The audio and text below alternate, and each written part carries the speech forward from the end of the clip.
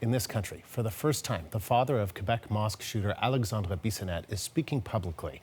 The younger Bissonnette will soon be sentenced after several months of hearings, and he could spend the rest of his life in prison for the murders of 6 men.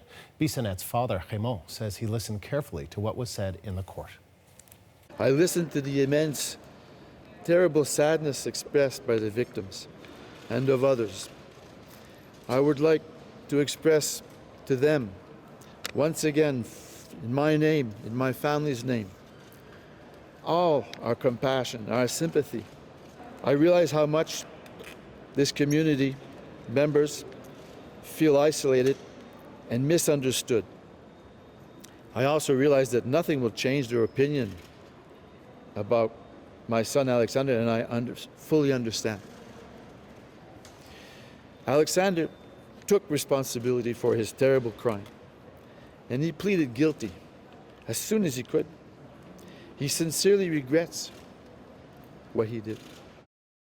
Raymond Bissonnette wasn't the only one speaking. Alexandre Bissonnette addressed the court during his hearing today, and the CBC's Katu McKinnon was there and tells us what he said. Well, at the end of sentencing arguments today, he once again addressed the judge. And he had said this back in March after pleading guilty, but he said it again, and he said it while weeping. I feel deep shame and regret for what I did. And he said, I can't believe, or I regret that my life has caused so much pain and anguish for so many people. But Andrew, he also made a plea to the judge. He said, I'd like to have a glimmer of hope. As you mentioned, Alexandre Bissonnette could face life in prison, and that's because of a law brought in 2011, which makes it possible to add up parole periods of parole without periods of time without parole. 25 years at a time, so 25, 50, and the Crown Prosecutor has asked for 150 years without parole, sending Bissonnette to prison for life. We heard some of Raymond Bissonnette's statement today. What else did he say?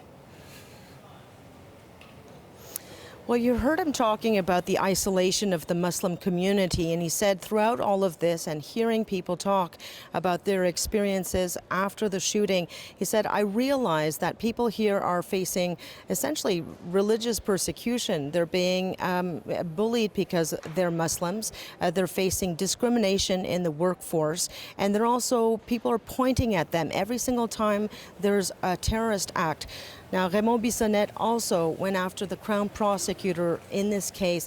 He said he tried to demonize his son, that he didn't take into account that Alexandre Bissonnette has suffered. And then he spoke about the bullying. He called it relentless bullying that Bissonnette had suffered as a child. He said that's what led him to become the man he is today, that neither he, his wife, nor any doctors recognize the extent of his mental distress. The CBC's Katu McKinnon in Quebec City.